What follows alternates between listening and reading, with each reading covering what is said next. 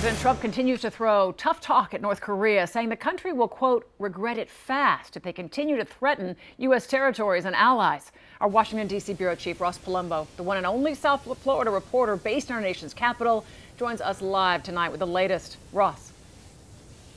Well, Lori, the president just moments ago getting out of a big meeting with his national security advisors and UN Ambassador Nikki Haley. He was speaking, of course, about North Korea just a few seconds ago. Take a listen.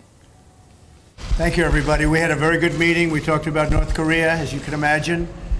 We're very much in agreement. I think we're very unified, and we have been right from the beginning. This is something that has to stop. We all feel that very strongly. I will be speaking to President Xi tonight from China, and we've been working very closely with China and with other countries. All right, all of this coming after the president up early this morning tweeting that the American military is locked and loaded. North Korea responding as well with some fiery words of their own. And this man will not get away with what he's doing, believe me.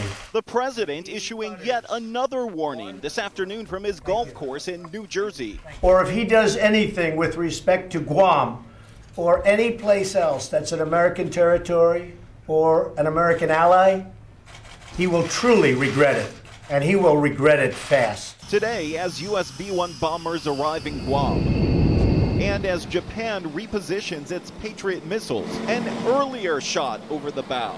The president tweeting military solutions are now fully in place, locked and loaded. Should North Korea act unwisely, hopefully Kim Jong-un will find another path. Fire and fury. This after 2 days of dire warnings. And I will tell you this. North Korea better get their act together, or they're going to be in trouble like few nations ever have been in trouble in this world. Okay?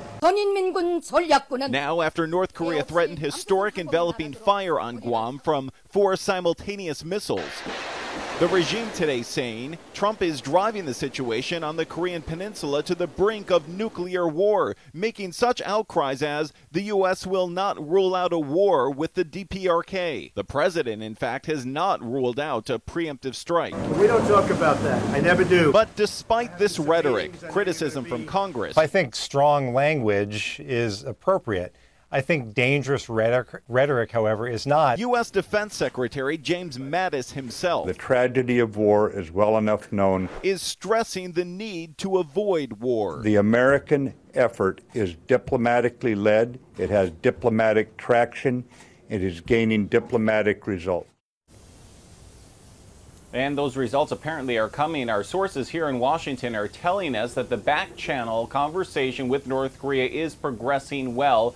Again, some breaking news to report to you at this moment. The president at his golf course in Bedminster, New Jersey, just coming out of a meeting with UN Ambassador Nikki Haley and his national security advisor, saying that he will be speaking with China's President Xi tonight. Of course, we'll have the very latest on that conversation and any outcomes new tonight at 11. Lori? And Ross, all this without any official communications director, but we understand there was a Sean Spicer sighting at the White House?